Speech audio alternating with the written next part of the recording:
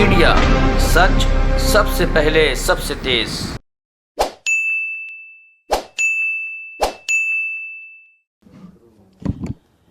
पिछले कुछ दिनों से कश्मीरी माइग्रेंट टीचर्स जो दिल्ली में आए हैं उन पर बहुत राजनीति चल रही है। उन पर राजनीति चल रही है कि भाजपा वाले कह रहे हैं और अपने फेक रिप्रेजेंटेटिव्स भी टीवी पर बिठा रहे हैं, क्लेम करते हुए कि वो कश्मीरी माइग्रेंट टीचर्स हैं, ये कहते हुए कि अरविंद केजरीवाल जी की सरकार ने कश्मीरी टीचर्स के लिए कुछ नहीं किया। लेकिन आज हम भाजपा की सच्चाई का पर्दाफाश करने आए हैं कि किस तरह से भाजपा के नॉमिनी अनिल बैजल जी, जो दिल्ली के एलजी हैं, जिनके हाथ में टीचर्स की रिक्रूटमेंट, टीचर्स की प्रमोशन, टीचर्स की रेगुलराइजेशन, जो सारे सर्विसेज मैटर हैं, उन्होंने किस तरह ना सिर्फ कश्मीरी माइग्रेंट टीचर्स का साथ नहीं दिया बल्कि खुल के उनके रेगुलराइजेशन का विरोध किया। और आज ये सारे कागज मैं आपके सामने रखना चाहती हूँ। देखिए, जब आम आदमी पार्टी की सरकार बनी तो जो कश्मीरी माइग्रेंट टीचर्स हैं वो दिल्ली के मुख्यमंत्री अरविंद केजरीवाल जी के पास आए, वो दिल्ली के शिक्षा मंत्री मनीष सिसोदिया जी के पास आए और बार बार दिल्ली सरकार ने, दिल्ली की चुनी हुई सरकार ने इस पे निर्णय लिए कि कश्मीरी माइग्रेंट टीचर्स को रेगुलराइज करना चाहिए। लेकिन जब दिल्ली सरकार ये निर्णय लेती है कि टीचर्स को रेगुलराइज करना चाहिए और दिल्ली सरकार हाई कोर्ट में बताती है कि दिल्ली की कैबिनेट ने कश्मीरी माइग्रेंट टीचर्स को रेगुलराइज करने का फैसला लिया है, तो उसके बाद क्या होता है? उसके बाद एलजी साहब एक नोट लिखते हैं फाइल में कि ये सर्विसेज मैटर है और इसको सर्विसेज मैटर के तहत ट्रीट किया जाए, इस पर दिल्ली की चुनी हुई सरकार का कोई भी अधिकार नहीं है। बहुत स्पष्ट तौर से आम आदमी पार्टी की सरकार, अरविंद केजरीवाल जी की सरकार कैबिनेट में डिसीजन लेती है, कोर्ट में बताती है, हाई कोर्ट में, कि हमने इनको रेगुलराइज करने का डिसीजन ले लिया है। तो एलजी साहब उस कैबिनेट के डिसीजन के बाद कहते हैं कि इस पर दिल्ली की चुनी हुई सरकार और अरविंद केजरीवाल जी का कोई हस्तक्षेप नहीं होगा, जो भी निर्णय होगा एलजी ऑफिस द्वारा होगा। उसके बाद एलजी साहब एक नोट लिख के भेजते हैं और ये सारी प्रतियां हम आपको उपलब्ध कराएंगे, जिसमें एलजी साहब, और यहां पे आप देख लीजिए कि इस नोट में अनिल बैजल जी का साइन भी है। तो ये एलजी साहब के किसी अफसर ने नहीं लिखा है, एलजी साहब ने खुद लिखा है और खुद साइन किया है, जो केंद्र सरकार के नुमाइंदे हैं। और उस नोट में मैं आपको पढ़ के सुनाती हूं और मैं इसमें से जो हाईलाइट किया है उसको रीड कर रही हूं। The matter was discussed with officers in the MHA, यानी एलजी साहब ने ये खुद नहीं सिर्फ निर्णय लिया, उन्होंने केंद्र सरकार में मिनिस्ट्री ऑफ होम अफेयर्स से चर्चा की। The matter was discussed with officers concerned in the MHA, Government of India, who deal with relief and rehabilitation issues of J&K migrants. It was informed that there is no special dispensation for regularization of Kashmiri migrant teachers. Since there is no special dispensation for regularization even with Union Government of India, it may not be appropriate to regularize Kashmiri migrant teachers. ये LG साहब ने खुद लिखा है। जब high court की double bench ये फिर से निर्णय दे देती है कि आपको रेगुलराइज करना है, तो फिर एलजी साहब को ये फाइल भेजी जाती है कि हम सुप्रीम कोर्ट में एसएलपी फाइल करेंगे डबल बेंच के निर्णय को चैलेंज करने के लिए। और जब एसएलपी फाइल होती है तो कौन प्रस्तुत होता है दिल्ली सरकार और एलजी साहब की तरफ से? पिंकी आनंद जी। पिंकी आनंद जी जो भाजपा की लीगल सेल की अध्यक्ष हैं, जो भाजपा की प्रवक्ता हैं, जो भाजपा का पक्ष रखने के लिए अक्सर टीवी चैनल्स पर आती हैं। तो आज ये सारे कागजात देख के एक चीज स्पष्ट हो जाती है। कल तक हम ये कह रहे थे कि भाजपा ने, केंद्र सरकार ने कश्मीरी पंडितों के लिए कुछ नहीं किया। लेकिन आज हम उस स्टेटमेंट को मॉडिफाई कर रहे हैं। आज हम ये कह रहे हैं कि पिछले 8 साल में, जब से केंद्र में नरेंद्र मोदी जी की सरकार है, भाजपा ने कश्मीरी पंडितों के रिहैबिलिटेशन का विरोध किया है, उसके खिलाफ काम किया है, उनकी नौकरियां पक्की होने में हर अड़चन डाली है। भाजपा ने पिछले 8 साल में कोई कसर नहीं छोड़ी कि जो एक छोटी सी चीज थी, कि जो ये सिर्फ 233 कश्मीरी माइग्रेंट टीचर थे, जो उनको पक्का करने की अपॉर्चुनिटी थी, जो इतना दुख दर्द देख के दिल्ली आए थे, उनकी रेगुलराइजेशन का बीजेपी ने विरोध किया। तो ऐसा अब नहीं है कि बीजेपी ने भाजपा शासित अपने एलजी साहब से, ऐसा नहीं है कि उन्होंने कुछ नहीं किया। भाजपा ने कश्मीरी पंडितों के पुनर्वास का, उनके पक्के होने का, उनकी जिंदगियां नॉर्मलाइज करने का विरोध किया है। सौरभ जी। हेलो। ये मसला परसों से शुरू हुआ है और आपको बहुत कम लोगों को जानकारी होगी कि कश्मीरी माइग्रेंट्स की ये जो प्रॉब्लम थी, इसको दिल्ली की चुनी हुई सरकार ने सुलझाया था और इसको रेगुलराइज किया, क्योंकि अरविंद केजरीवाल ने इसका कोई ढिंडोरा नहीं पीटा। मनीष सिसोदिया जी ने कोई ढिंडोरा नहीं पीटा कि हमने कश्मीरी माइग्रेंट्स के लिए ये किया। एक साधारण सी बात थी, हमने की, हमारा काम था। ये मामला क्यों आया? ये मामला तब आया जब कश्मीरी माइग्रेंट्स की चर्चा करते हुए अरविंद केजरीवाल जी ने कहा कि हमने 25 साल से भटकते हुए, दर दर की ठोकर खाते हुए कश्मीरी माइग्रेंट्स की समस्या का सलूशन हमने किया। और इसके अवज में भारतीय जनता पार्टी ने क्या किया? उनका आरोप क्या है? उनके 2 आरोप हैं। उनका पहला आरोप यह है कि उन्होंने एक झूठी फेक प्रेस रिलीज तैयार की, फैब्रिकेट की, जिसको करने में मास्टर है। जो एक दिलीप भान नाम के एक आदमी के नाम से प्रेस रिलीज हो गई। गवर्नमेंट स्कूल टीचर्स एसोसिएशन, जिसको इनके मेंबर ऑफ पार्लियामेंट, इनका आईटी सेल और इनके लोगों ने प्रचारित करना शुरू किया कि साहब, गवर्नमेंट टीचर एसोसिएशन जो है कश्मीरियों की, वो कह रही है कि अरविंद केजरीवाल की सरकार ने हमारा कुछ नहीं किया, ये तो कोर्ट ने किया। यही हुआ। आज हम आपके सामने गवर्नमेंट स्कूल टीचर्स एसोसिएशन असली का प्रेस रिलीज रख रहे हैं, जिसमें वो कह रहे हैं कि जो प्रेस रिलीज कर भारतीय जनता पार्टी वाले घुमा रहे हैं, जिसपे कई टीवी चैनलों ने बहस चला दी, वो नकली है। जिस आदमी ने वो प्रेस रिलीज दी वो नकली है। वो पूरा का पूरा लेटर हेड नकली है, सब कुछ नकली है। पहली चीज तो ये। दूसरी चीज, भाजपा का दूसरा आरोप क्या है, जो इनके तेजस्वी सूर्या ने लिखा और कई लोगों ने इनके लिखा कि साहब उन्हें आसानी से नहीं मिली,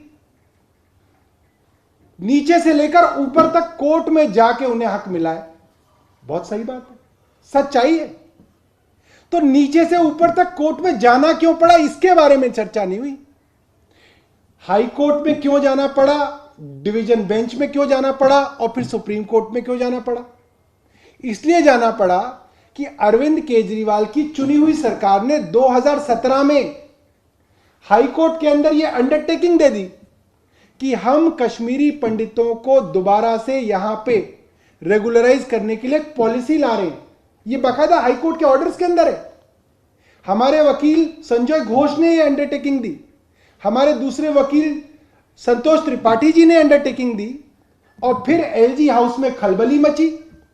उन्होंने हमारे वकीलों को हटा के अपने वकील लगाए। उन्होंने ये नोट लिखा कि ये मामला सर्विसेज का है, लिहाजा अब एलजी ऑफिस इसको देखेगा।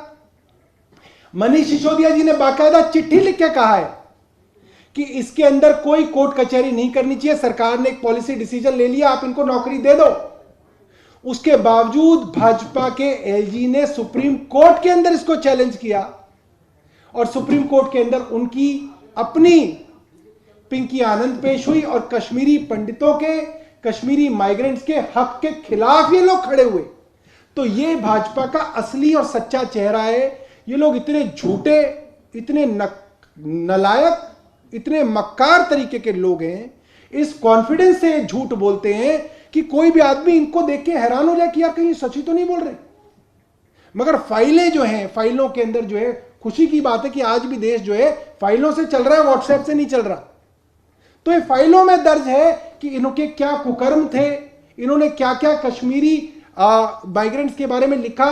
यहां तक कि एलजी ने यह लिखा कि ऐसा कोई प्रावधान जब केंद्र सरकार में नहीं है कश्मीरियों के लिए, साफ शब्द है कि कश्मीरी लोगों के लिए ऐसा कोई स्पेशल प्रावधान जब केंद्र सरकार में नहीं है तो दिल्ली सरकार में कैसा हो सकता है। लिहाजा इसके खिलाफ हमें सुप्रीम कोर्ट जाना चाहिए। और सुप्रीम कोर्ट में मुंह की खाई, और मुंह की खाने के बाद जो है दिल्ली सरकार ने इनको इनके लाखों रुपए जो एरियर्स थे और जो इनके पैसे बनते हैं रेगुलराइजेशन के, बैक डेट में दिए।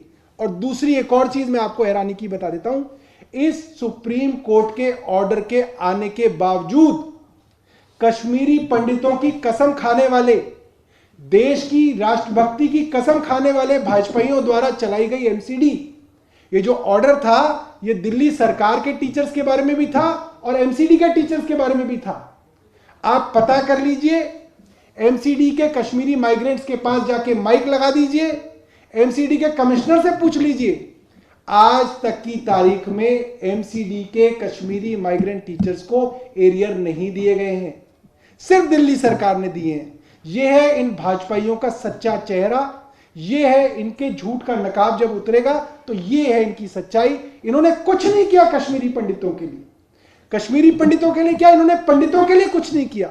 इन्होंने सिर्फ और सिर्फ उनके खिलाफ साजिशें की है, यूपी में उनके एनकाउंटर कराए हैं। जहां इनको पता चल जाता है कि ये ब्राह्मण है, उसके एनकाउंटर कराने के लिए पूरी की पूरी सरकार जो है उनके पीछे पड़ जाती है। ये इनका असली चेहरा है। बहुत बहुत धन्यवाद।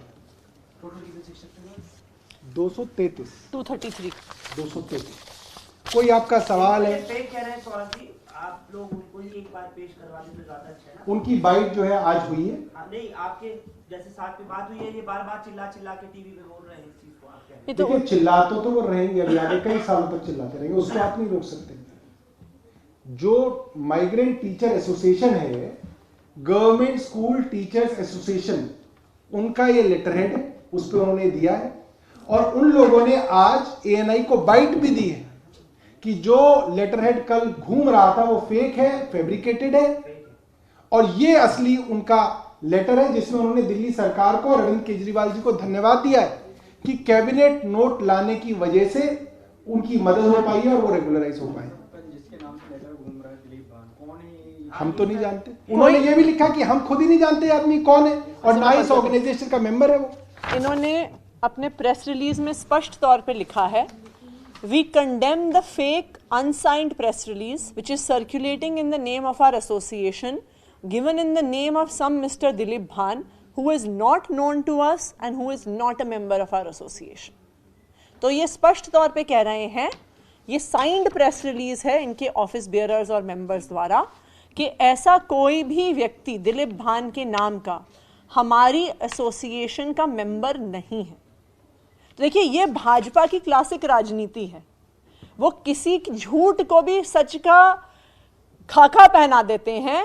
किसी भाजपा के कार्यकर्ता ने एक प्रेस रिलीज बना के मीडिया में डाल दी, उनके सारे व्हाट्सएप नेटवर्क ने चला दी, मीडिया हाउसेस ने उठा ली। ये तथाकथित मिस्टर दिलीप भान जी, जिनका किसी ने चेहरा नहीं देखा है, टीवी डिबेट्स पे फोन पर आ गए ये कहते हुए कि दिल्ली सरकार ने कुछ नहीं किया है। लेकिन आज जो असली कश्मीरी माइग्रेंट टीचर्स हैं, उन्होंने स्पष्ट तौर पे कहा है कि दिल्ली की चुनी हुई सरकार, अरविंद केजरीवाल जी की सरकार, पहले दिन से कश्मीरी माइग्रेंट टीचर्स के साथ खड़ी है और हम अरविंद केजरीवाल जी को धन्यवाद कहना चाहते हैं। टीचर भी नहीं है, हमें नहीं पता कौन, मतलब सर एसोसिएशन क्या केस दर्ज कराएगी फॉर्जरी है सर? हाँ बिल्कुल, इसकी जांच करवाने के लिए आप लोग Saurabh, they are saying that perhaps the association, I'm just asking the question from their point of view, that this particular association you are mentioning about, no, it has madam, some आज pressure from the government. मैं आपको बताता हूँ, आप ये high court के और supreme court के ऑर्डर्स देखिएगा। इसके अंदर इस एसोसिएशन को जो वकील साहब रिप्रेजेंट करते हैं वो एक बहुत सीनियर एडवोकेट हैं, डेजिग्नेटेड सीनियर हैं, एडवोकेट राकेश टिक्कू और दिल्ली बार के चेयरमैन रहे हैं। आज उन्होंने भी कई मीडिया हाउसेस को बाइट देके बताया है कि क्या सिलसिलेवार हुआ है इस मामले के अंदर, ठीक है। तो एसोसिएशन भी बोल रही है, उनके वकील जो पेश होते हैं वो भी बोल रहे हैं, सरकार बोल रही है, और उनकी तरफ से कौन बोल रहा है? एक फैब्रिकेटेड लेटर। वो कौन आदमी है वो किसी को नहीं मालूम।